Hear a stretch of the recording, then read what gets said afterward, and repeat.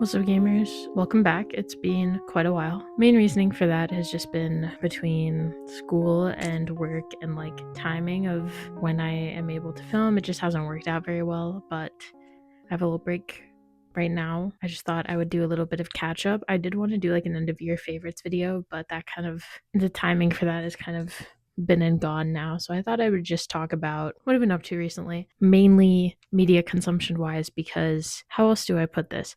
I, like many other people, got really, really into heated rivalry.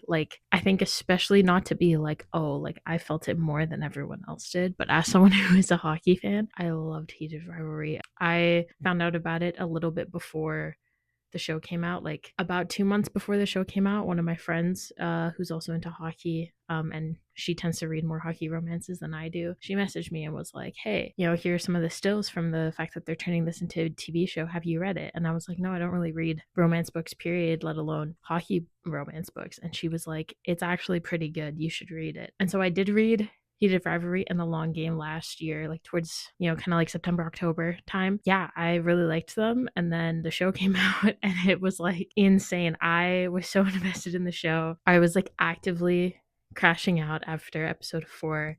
What the fuck am I gonna do with myself now for this next week? So yeah, it was really good. The show finished and then I was like, cool, I guess I should get back into my usual hobbies of media consumption and stop just rewatching the show. So yeah, that's what I've been kind of doing recently. Somehow I've been reading a lot more books so far this year than I was reading at this point last year. And I'm also somehow logging hours on AO3 that I have not logged since high school. So I'm kind of killing it. Not to get into the whole real literature versus fan fiction debate, but yeah, it's been fun. I feel as a woman I've been showing that I have multitudes. Is that the right way to say that? I don't know. I'm really tired. I woke up really early this morning, even though it's my break right now. Canada was playing Czechia. The men's teams were playing each other in the quarterfinals today at the Olympics. I am someone who will not get up before probably 9 if I have a break, and I woke up at 7:40 this morning to watch that game. And I watched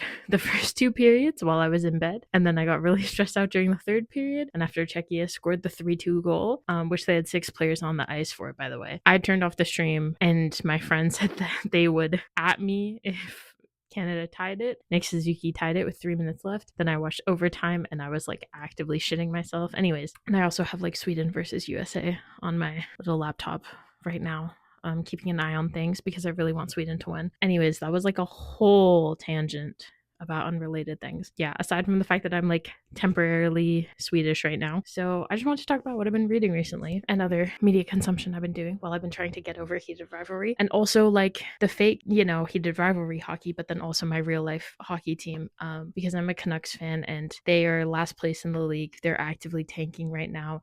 They traded their captain away the day after heated rivalry episode 4 came out. So I was already in a mood because that episode made me so sad. And I actually felt sick watching the end of that episode. And then my brother was like, did you hear the news? Quinn Hughes got traded to Minnesota.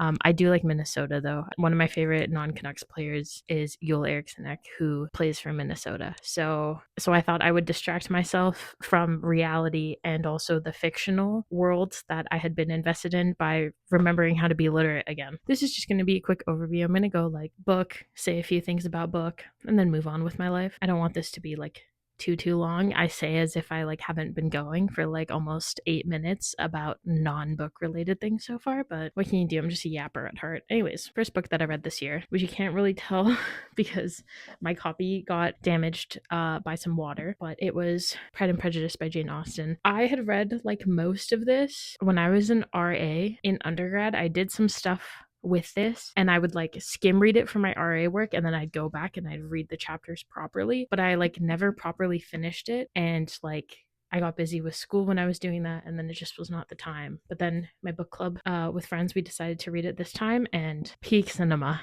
Absolutely peak. I gave it a 5 stars. It is up there, list of one of my favorite books. I won't go too much into it because if you've read it, but I think one of the things that me and my friends really liked about it was I think the character growth of everyone involved as they learn to kind of, really think about their flaws, and especially Mr. Darcy after what Elizabeth says to him, the way that he develops. And I also think the character juxtaposition, like as someone who I kind of studied this a bit in undergrad, but I really like it when you can kind of see how characters, their presence illuminates things about other characters, and they can, either as foils or like kind of stand-ins for themes or like certain issues going on in the world. I really like that. And so I think the juxtaposition between the different characters as well, I really enjoyed. It's just so good. I do really want to try and read another Jane Austen this year because Pride and Prejudice is the only one I've read. I do want to try and read. I watched the Sense and Sensibility movie and I really want to read that one. I don't know. I'm also like in a debate about which editions I want to try and get of these, because I do like the Penguin cloth bounds, like they're a classic, but it did get kind of destroyed, and I don't know, there's some of like the other Penguin classic editions that just really speak to me, and they aren't as expensive to collect. I'm gonna work with that and see how I go. Next up on the list, I read Autobiography of Red by Anne Carson. This was my first Anne Carson. It was great. I will be rereading this 100%. I know in my life I'm going to reread this at least, like I say at least as if I know a number. I'm going to be rereading this like more than once in my life just because it was so stunning.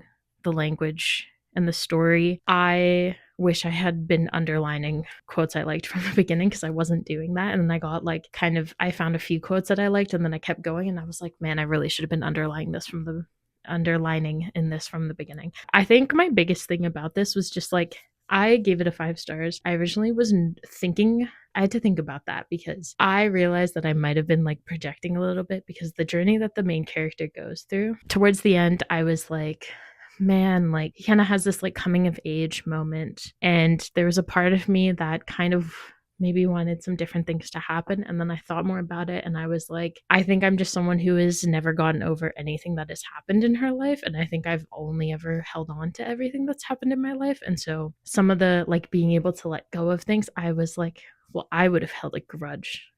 I do think he still deserved to be treated better and deserved more. But I think that maybe that's where I'm coming from with this. So yeah, I love the development. I love like all the metaphor and everything. It's a good book. It's also a quick read. I think as well in the future when I reread it, I also would like plan to like sit down and have a few hours to myself to read this because I would read it in like segments, like when I was like on transit or like on like a work break or whatever. And I still think that worked, but I think it could have also like I think just getting absorbed in it and like giving the time to let me just like focus in on it for the few hours.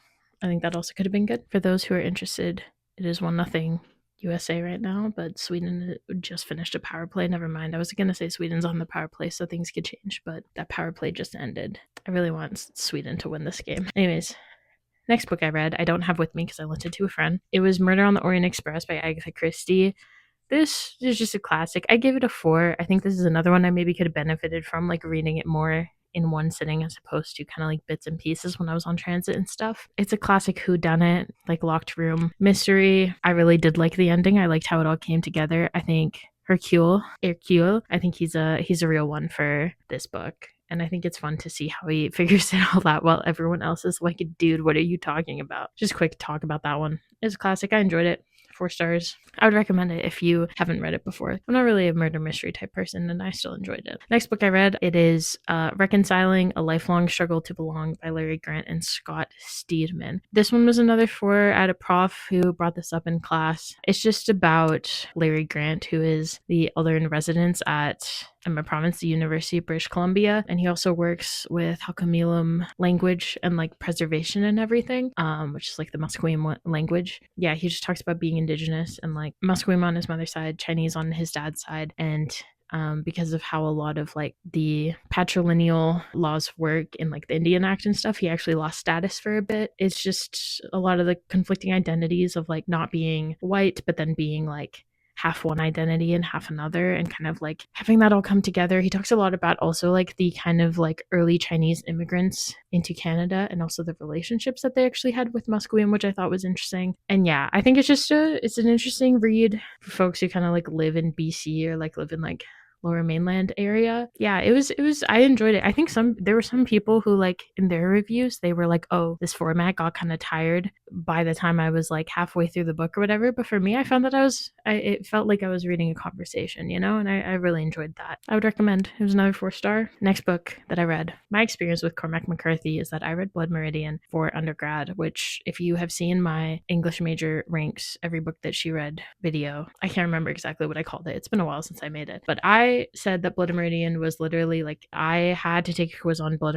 Meridian, which meant I had to finish it, and I did not enjoy it. I talked a bit in the video about like how I felt about how some people talk about that book and they're like, oh yeah, it's supposed to kind of be a blur and it's supposed to be just like violence and violence and violence. But I feel like it was a blur for me in the wrong way. Like I feel like when you read that book, it's not supposed to be like, oh, I read a page and I forgot everything that happened because I was zoning out. And that's what happened to me. That kind of made me nervous about Cormac McCarthy. But I don't know, not to make like a English major versus like non-English major, like people who don't read those type of books, kind of like not to make that like a thing. For Cormac McCarthy, I had friends who read The Road who were not in English literature or anything, and they really enjoyed it. And so I was like, okay, that makes me think I'll like The Road a lot more than Blood Meridian. So I read The Road. The long-winded spiel to say, I read The Road by Cormac McCarthy, and I give it a 5 stars. I don't know what to say about this. I don't think I will ever stop thinking about this book, even though when you look at like the TLDR of what happens in here, it very much is just like walking on a road, aiming to get to like a location, having hope, hoping everything will be okay, trying to stay alive even though you don't really want to stay alive. Or, maybe this could all be a lot simpler if you didn't have your kid with you and you didn't have to stay alive for your kid. It was just, I cried at the end. I know I have had people who have read this and been like, oh, I thought I would be more devastated. I was devastated at the end. I get why it's not maybe like the devastation, but it was still devastating to me and I still really enjoyed it. I was so invested. I can see why people might be conflicted, why they would be like bored, not be as into it, and the fact that it's like quite slow paced would not be their thing. But I really liked this. Sorry, I'm trying to side eye the hockey game right now because I really want Sweden to score. Cormac McCarthy has slightly redeemed himself in my books, and then I found out that he was dating like a 16 or 17-year-old when he was 42, and then I was like, okay, Cormac, come on, man, can we like stop doing that, please? Anyways, ignoring that aspect of this, Cormac really raised himself in my ranks, and I'm happy that I read this book. I don't know if I'll ever read it again, and I'm happy it'll be something that will stick with me. Next book I read, it was All Systems Red by Martha Wells. This is the first Murderbot book. If I'm being completely honest, I gave it like a 3.5. I thought it was mostly okay, and I'm sorry because I know that is controversial, but I really was like, I think I had a ebook loan from Libby. I tried reading it on there the first time. Didn't really get into it. We also got busy with school, so my loan expired. I returned it. I wasn't that bothered about it. And then I borrowed the physical copy from my friend and I read it and I was like, yeah, still running into the same issues where like I wasn't very motivated to read it. I would kind of find myself like getting a bit distracted while I was reading, and I wouldn't really want to get back in. Towards the like maybe like the second half, I think really held up for me. Yeah, I thought it was just okay. I did like the ending, like kind of second half leading into the ending. I really liked that, and that did kind of raise the rating for me a bit. But yeah, I thought it was just okay. I like the development though, and I always like when like maybe like an outsider of some sort starts to become one with the team, and I did like how that happened in this, but wasn't my favorite. I think I will read the second one though. I think I will like, I don't know, I'll try and pace them out throughout the rest of the year and see how I feel if I'm still invested. Alrighty, and then the most recent book I finished was Death by a Thousand Cuts by Shashi Bhat. And that one is like it's a short story collection. Was it like the Governor General's Award it was like nominated for one or something? I don't know. It's a Canadian author. It was nominated for like some CBC or Governor General Award of some sort. I enjoyed this. I gave it 4 stars. I liked the different stories. Some of them I think there were ones that I liked more than others, which I think is always how it goes with short story collections. I did find that like the tone between the different stories, it was very similar. It was like a lot of, I think, what the stories were covering was very similar, and I think I think if I were to think back in like a month's time and try and think about the specific stories in it, I don't know if I would be able to explicitly identify the boundaries between each one. But yeah, it was still enjoyable, and I think it really gets into a lot of the issues that women face in society, regardless of like their status, whether they're dating someone, whether they're trying to find someone to date. Yeah, stocks plummeting for men a little bit in this book, and not a little bit, a lot of it in this book. And it was like one of those things where I was like, man, reading this reminds me of like how much I really want like Prince Charming to just find me in my house, because I really do not want to do the whole dating thing. Yeah, so that's it for books that I have read so far this year. I'm feeling really good about that. That's seven books that I've read this year, and my goal for this year is like I always aim to read 24 books in a year. There have been times where like 2 per month has been like what I could handle, and I think that's always what I can handle, and so that's what I aim for. And I've already read 7, so I'm feeling very happy about that. I do have a book that I'm currently reading. I'm about halfway through, and it is The Secret History by Donna Tartt. I feel funny reading this because everyone I talk to who has read it has such like different opinions about it. I know some people who absolutely loved it. I know some people who were like, they have rated it 1 star on Goodreads, and they ripped the fuck into this book and like hated the language, hated everything about it, hated the plot, hated like the whole like classist aspect of it. I find it really interesting so far because I feel like I've gone into this book like I have tried not to have preconceived notions about this book, aside from the fact that it is just like a popular foundational dark academia text. And I get why there's like criticism towards it for how it displays certain things, but I also think it's not displaying those things to put them on a pedestal. I feel like it is displaying those things and portraying those things to be critiqued and to show the issue with them. And I feel like it is one of those things where if I know the whole dark academia trend and everything is like kind of built off of people taking the wrong lessons from this book, and that's not Donna Tartt's fault. And I know that's not you can still dislike a book even if you understand that it wasn't portraying something to be positive of it. But I feel like some of the discourse I see around that book, I'm like, well, I don't think you're supposed to like that stuff. I also understand why people wouldn't like it, because I think it could be, maybe if you think it could be done better or in a different way, or if you just are like, yeah, I don't like reading books that have like annoying characters that I don't like in them. I don't know. I feel like kind of hard to be a reader if you are avoiding any sort of book with an annoying character, but what can I say? But I'm reading that right now. I am enjoying it. I'm halfway. And yeah, I think because I've been on a good pace with my books this year, I decided to read something a bit longer, a bit denser, that would like I could really sink my teeth into and spend time with. A few more things I do want to read this year or soon. I don't know. I'm a bit of a mood reader, so once I finish The Secret History, I might completely change my mind. But I am interested in reading Wuthering Heights. I read the first third or so last semester, and then I got really busy and I want to restart it from the beginning. I was enjoying it a lot, but I just got really busy and fell into a bit of a slump with reading. So yeah, I do want to get back into it, and I want to restart it properly, and then I want to see the movie so I can be an informed hater. It is still 1-0 for the US, by the way, in case you were curious about that. Next up on the list of books that I want to read soon is A Death in the Family, which is the Batman comic. I want to try and read more comics this year. I say more as if I normally read comics. I don't read comics. I've read like 1 or 2 in my life, and I want to read the ones that I have. I think I have that Batman comic, which I think is like a collection of a couple of different series to tell like the overall story of the death in the family. I won't spoil who the death in the family is, but if you know like anything about Batman and like the Robins and stuff, I think you know that comic. I feel like it's a pretty like popular one. And then also I think I have a Teen Titans comic or 2 that I want to read. And then I got a Nightwing comic collection. So I have like 7 or 8 Nightwing comics that I want to go through and read. I like Nightwing.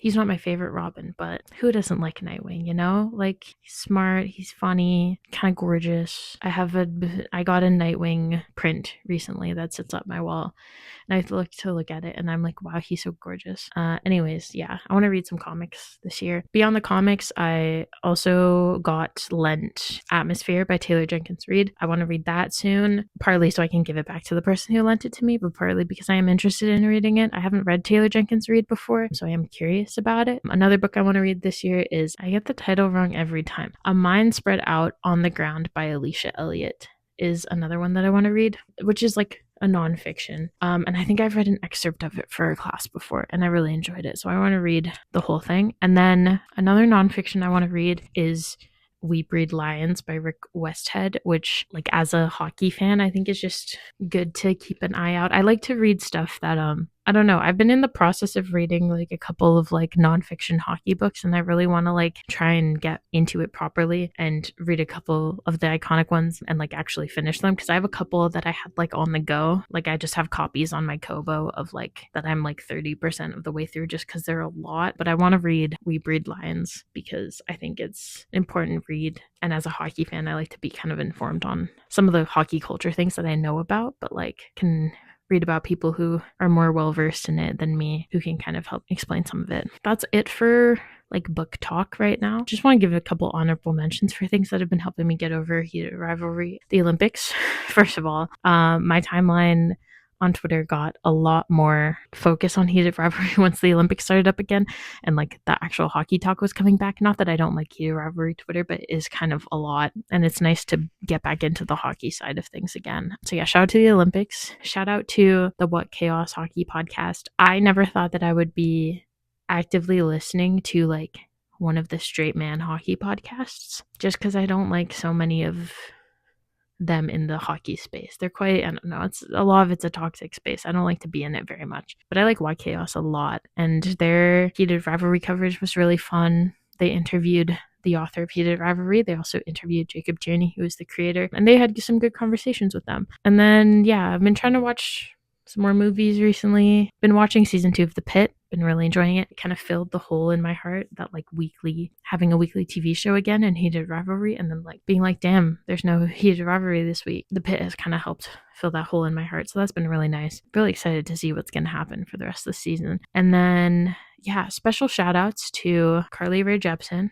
Been listening to a lot of Carly Rae Jepsen this year. Been meaning to listen to her for a while. And then speaking of the straight man hockey podcast, What Chaos, they are big CRJ fans, and so they encouraged me to finally listen to Carly Rae Jepsen. Yeah, I've been listening to the Emotion album constantly. I love that album. I'm gonna like cycle through and go to some of her other albums too, but Emotion is great. Oh yeah, I also been listening to Jade, and I did see her live, and it was fucking phenomenal. Oh my gosh, she's so good. I think it might have been one of the best concerts I've ever been to. She was outstanding. She put on such a good show, even beyond like her own like energy and her own voice. Like the show that she put on, the like staging, the lighting, the choreography, the whole like performance of it all was insane.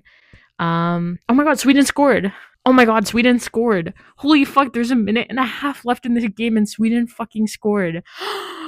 I just looked and I saw Connor Hellebuck looking sad, and I didn't realize that Sweden fucking scored. It was like 1-0 this whole fucking game. This is so exciting. Okay, I'm gonna wrap this up. I think that was basically all I had to say. Do we want to watch the end of this game together? Guys, let's watch the end of this game together. I'll just cut to the end of this game. I'm realizing I really don't know the numbers of people unless they are on my team. Who just ate shit? Fuck. God damn it, Quinn Hughes. Oh well, anyways, the game is over and Quinn Hughes scored for the US, so that means Canada plays Finland. Anyways, I'm gonna finish this video here. Hope you have a good rest of your whatever like day or night or week or whatever. Yeah, take care of yourself. Enjoy the upcoming spring. And yeah, goodbye.